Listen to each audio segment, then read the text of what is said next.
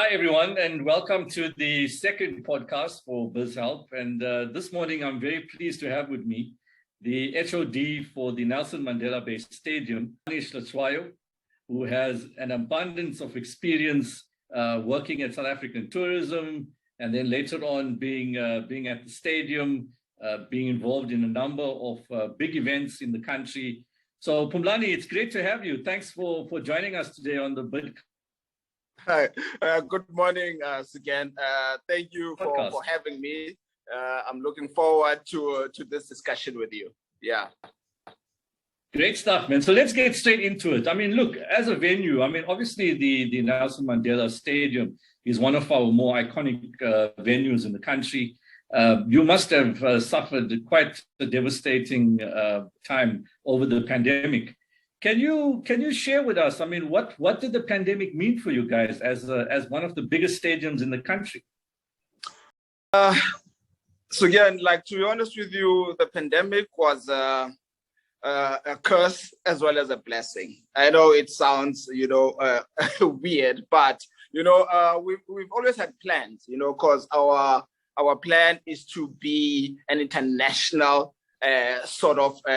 recognized stadium, in terms of what we offer, where facilities are concerned and the types of events that we host, because it's always been our vision to move away from the bowl events. By bowl events, I'm talking about the events that happen within the stadium, like as in your rugby, your soccer, because those practically run themselves, So the idea was to position ourselves as a multi-purpose facility instead of just a stadium, where when you say stadium, people see soccer, rugby, that's it, So the vision has always been to improve our infrastructure, our IT capabilities, our Wi-Fi, all of that, to have more interactive screens within the stadium, and to offer other things outside of your norm, with that, what the pandemic did then, were long-term plans at the time, So when the pandemic happened,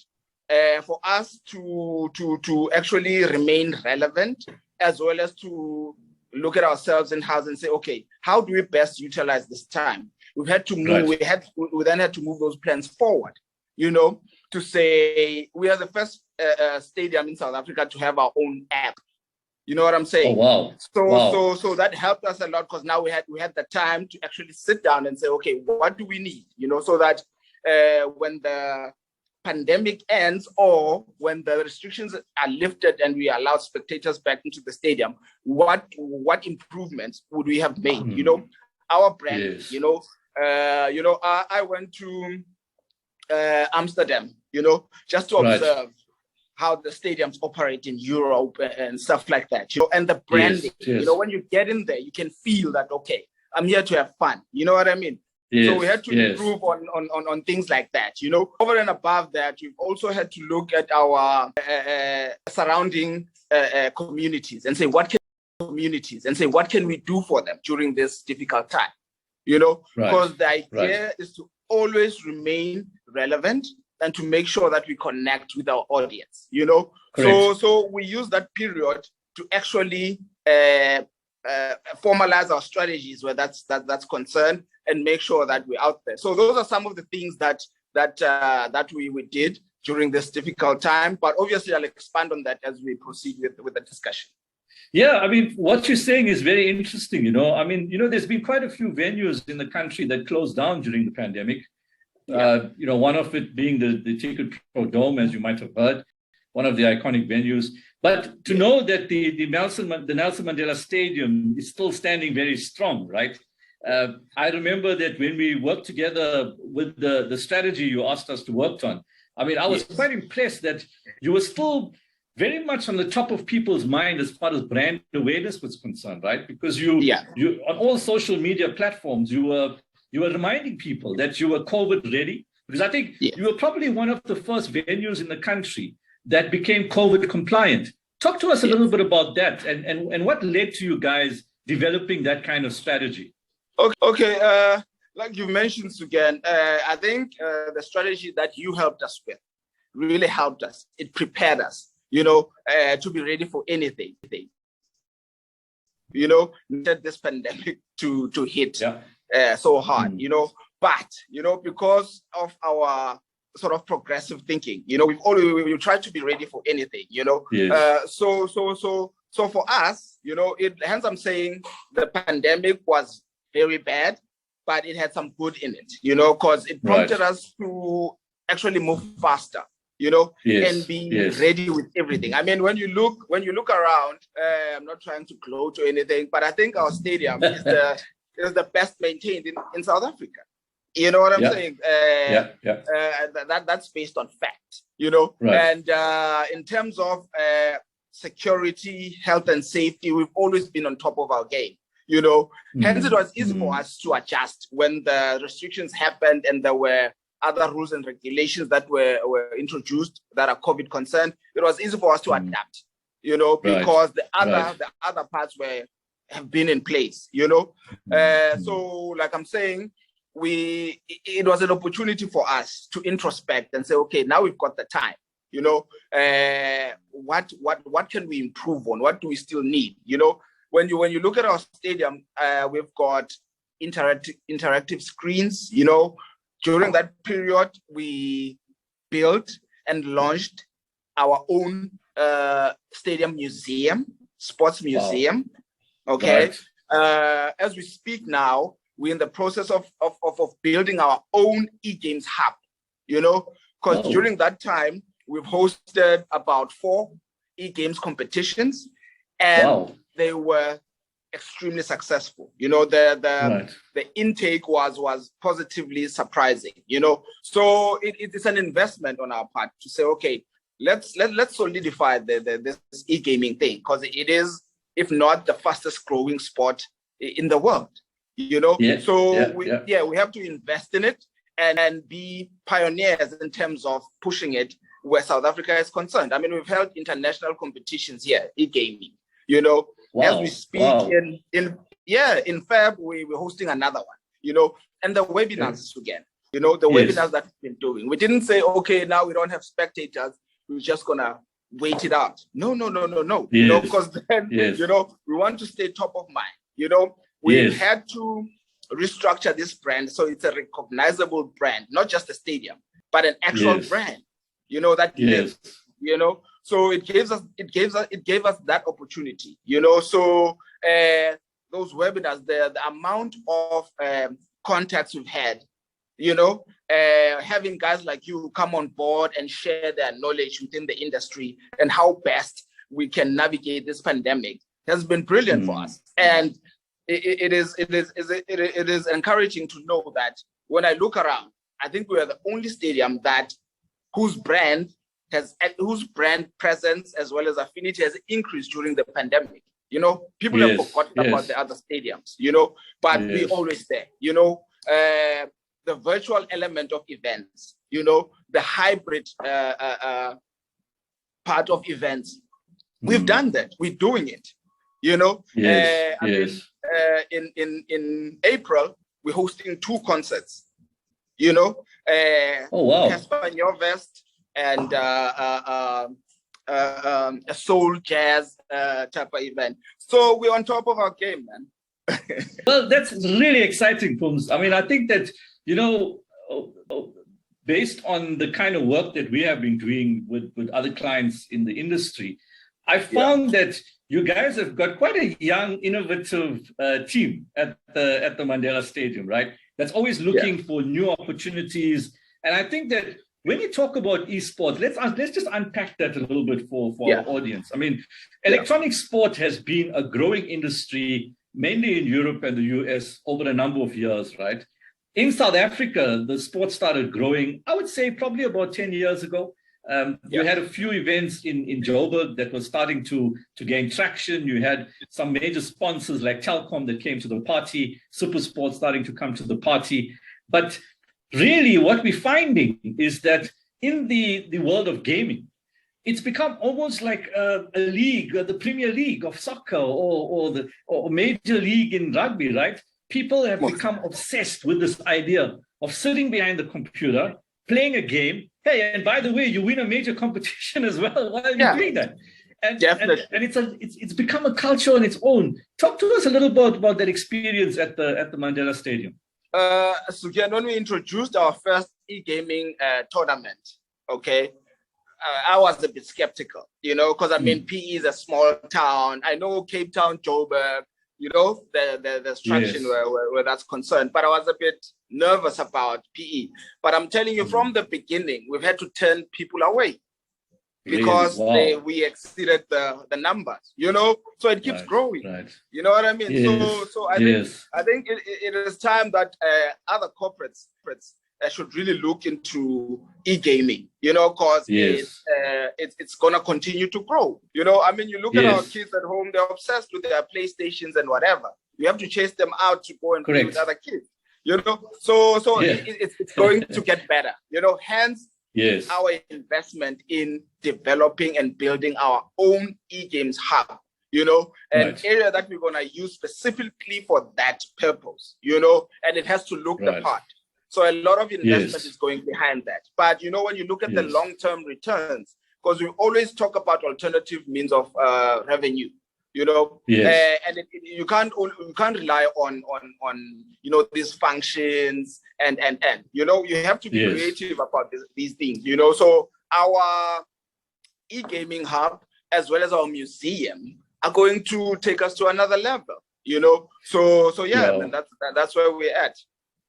Well, Phumulani, I mean, as the head of commercial, I mean, at the stadium, it's not an easy job, I'm sure, in a tough time like the pandemic, to make sure that you hit your targets around revenue and that type of thing, right? But it seems that your innovative ideas around e-gaming, but also the webinars. I mean, I did participate in one of the webinars, and what I found quite useful was that you had experts, not just from South Africa, but you had experts from around the world in the sports industry that actually started talking about their international experience. Now, at that time, I remember that Euro 2020 was happening, right? So Europe opened their stadiums to fans. South Africa was still way behind that process. And so there would have been a lot of lessons that you would have learned through international experience once their stadiums were opened and fans started coming in. What would you say you've learned from those experiences, especially international experience, and how will that inform you going forward with the Mandela Stadium? All right, I think first and foremost, again, we have to at some point be paperless. You know what I'm saying? We have to be digital. So in South Africa, especially in a small town like this, you have to educate people. Because people still believe in actually going into a store and purchasing a physical ticket. Time for that is it's over. You know what I mean? Like, our app is going to help us. Our app is going to be the core of how we do our business. Because we need to be as paperless as possible. I mean, queues at kiosks and stuff like that. We need to avoid that. So how about we through our app, people can actually order their food and beverages while chilling, while sitting down, instead of queuing. Wow. You know what I'm saying? So it's those type of experiences that we're trying to actually push forward. So, for example, what is the experience when you walk into the venue? As you from the gate, what is it? Because we want to create an experience from beginning to end. So how about we offer packages where before the game, people can actually go and take a tour of the museum. You know what I'm saying? They can, while the parents are watching the game, kids could be participating in an e-games tournament upstairs. It's those type of things that absolutely, man. So we're making it fun for everybody. We are a multi-purpose facility. You know what I mean? So we're working on some big ideas, man, that I'm going to share with you at a later stage. Wow, Pums, it sounds really exciting. I mean, I think that what you guys have done over the last 2 years is really commendable for the events industry. As event organizers out there, my plea to event organizers out there is to start talking to people like Phumulani about a venue for your next event. Because, Pums, I don't know if you'll agree with me, but we're sitting on stage 1 now of the lockdown. a lot of the industries are starting to open up. Last year in December, for example, I know that the occupancy rates along the coast of South Africa was between 80 to 90% in most of our hotels around the country. Yes, given that most of these people are domestic visitors, but I think the economy is starting to rebound. Venues like the Mandela Stadium has to start gearing themselves up now for that rebound, right? And you spoke about some of the ideas that you are planning. Obviously, you're going to share those ideas with the public in due course. But how important do you think is research to understand what's happening on an ongoing basis in the industry so that you can plan effectively to meet those needs? I mean, I'll go back to the research that you did for us. I mean, it informed a lot of our decisions, because you don't just wake up and you suddenly have ideas. You know what I mean? It has to be based on facts. It has to be informed, so research is key, sometimes when you say you want to take a trip to England, for example, and observe and watch a game between Arsenal and whatever, it's like, hey, this one just wants to go. But you have no idea of what you can bring back. You know what I mean? So also participating in big events like Meetings Africa and we're working starting to work very closely with our tourism department this side as well, to make sure that we are coordinated, because then we can come up with brilliant packages to offer the public, and locally and nationally, as well as internationally, So it's very key to make those partnerships and solidify those partnerships so that for the benefit of everybody involved, So that's where our headspace is. Well, I'm glad you mentioned the point around partnerships, because that's critical, right? I mean, you're a venue, but you're more a sports tourism type of venue. Even though your revenue is based on fans that come to the stadium, and they could be from anywhere in the region, but obviously fans that's coming from outside of the province and coming from outside of the country is a value add to what you're actually offering, right? But I just want to start very quickly talk about the future now. I mentioned that there's optimism about the future. From a stadium perspective, how do you see the future for the events industry? Are you optimistic? I'm extremely optimistic again. I mean, the plans that we've put in place, the partnerships that we've developed and that we're busy developing and solidifying, it's going to help us a lot. I'm very optimistic about the industry. Hence, we keep planning for the future, because this industry is not going anywhere. We may go through some few hurdles here and there, but it's not going anywhere. People still need to be entertained. People still need to connect. It's human nature. So it's about how you protect them and enhance the experience while doing that. So that's what we're doing. No, that sounds really great, Phumulani. I mean, I think that what we're seeing at the moment around the world, for example, as we're speaking now, there's the Australian Open that's taking place. I mean, the stadiums are full. There's a lot of people over there. Obviously, you have to follow the COVID protocol. Social distancing is important, wearing of the mask, the vaccination rollout is going to be quite critical. But the sense that I get is that people are waiting. I mean, I myself personally, we are waiting to go to a live event. We want to, because that's what we used to. We always used to go to concerts. We always used to go to live sports events, right? Exactly. And so the demand, I believe, is going to be there. The question that comes in, though, is how do we actually ensure? I mean, you guys hosted PSL games, right? You had only 2,000 fans.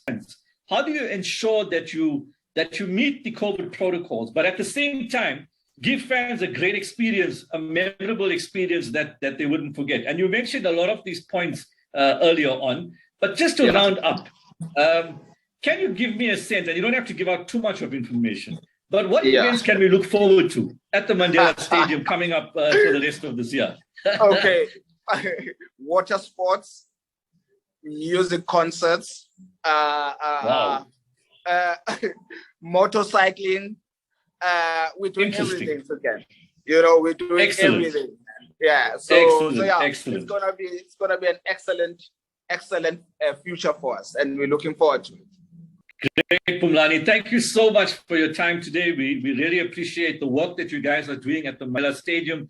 I think the future of the events industry is going to be dependent on venues like you guys and the innovative ideas that you're coming up with. I mean, there's been a lot of investment into these venues throughout the country. It's sad to see if those investments get lost. And I think that the kind of work that you guys are doing should be commended. People should get to understand why is it that you're doing the things that you're doing and how is it that you are doing it. So thanks again for your time. We wish you all the best in your future endeavors, and we wish the stadium all the best. We're going to be keeping an eye on things as it happens.